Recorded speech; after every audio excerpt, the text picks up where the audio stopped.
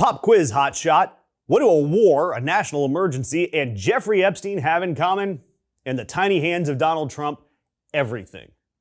Because let's look at the sequence of events here, because the timing with Iran is not subtle. It's actually insultingly obvious.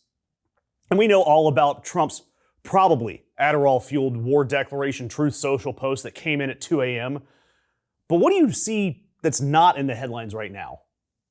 Big talks of Epstein or the election. And here's what we know about the election angle. We've covered this before, but it's getting genuinely frightening. We've already done a video about the White House actively circulating a draft of an executive order that's declaring a national emergency, and it would give Donald Trump direct, illegal control over the 2026 midterm elections. You'd have no excuse mail-in voting. You'd have to re-register for your voting registration. Everyone would have to re-register. And in this, China was the culprit. China was the foreign entity that was interfering. Then, Saturday, after the bombs started falling, Trump posts on Truth Social linking Iran to the claims that Tehran interfered with the 2020 and 2024 elections. He linked to a far-right article with the headline, "Iran tried to interfere in 2020-2024 elections to stop Trump and now faces renewed war." Ian Bassin of Protect Democracy, one of the sharpest legal minds watching this, writing on Blue Sky, he's laying the groundwork to declare his election emergency, to change rules and argue to the courts that they can't question his national security judgment in wartime. Somewhere Tulsi Gabbard is celebrating. And that's the whole play here. War equals emergency. Emergency gives him executive power. Executive power equals controlling who can and cannot vote in November. And the same story now because Trump is denying all of this. PBS reported that this week, Trump told reporters he was not aware of any draft executive order to seize control of elections. "I don't know about that," he said. He even wondered who told the reporter about it. But look, Steve Bannon, he's already told people that ICE would surround the polls. That draft order was already written. The legal memo, described by election lawyers as laughable, it's already been circulated.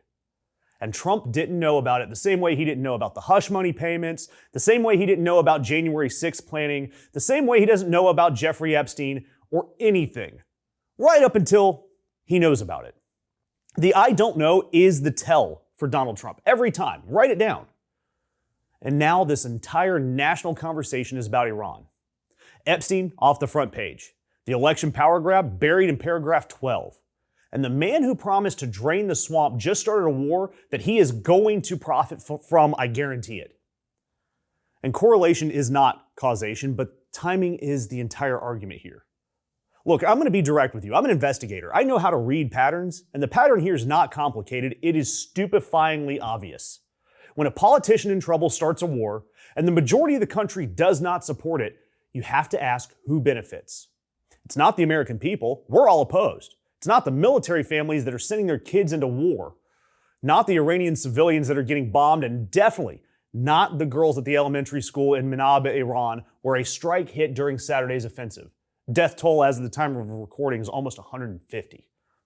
These were children, by the way, between 7 and 12 years old. And Saturday is the first day of the school week in Iran. The classrooms were full. The Pentagon saying, "We're looking into it." If you have to look into whether or not you bombed a school full of children, something has gone catastrophically wrong. And here's what's happening while we're not looking. The election scam, it's being worked on. They're still working on that. They're still working on that legal memo for the election. The war gives them national security, the umbrella, to argue that courts cannot interfere. Mark Elias, one of the foremost election lawyers in the country, writing that the next big lie is taking shape right in front of us. This is the alarming distraction machine, running at full power, and they don't care how many people they kill. It's not a secret. They're not even hiding it well. Trump literally posted the connection between Iran and the election interference on Truth Social just hours after the bombing started. He's telling you his plan. He's just assuming that you'd be too distracted by the explosions and the kids getting bombed to actually notice. So do not be distracted. The Epstein files, they're still incomplete. The election power grab, still being drafted. And the school bombing still has no official response from the Pentagon. And the man who said he drained the swamp just used a war to drain his own news cycle. We all need to watch exactly what this administration is doing while they are telling us to look somewhere else. a corrupt congressman, his faithless henchwoman. Together they've sold justice to the highest bidder. But when a boy's death threatens their empire, they'll lie, bribe, kill to keep their secrets buried. Only one man remembers, and this time, the system's fixers are the ones getting fixed. A Death in Arcadia. Every secret has a price,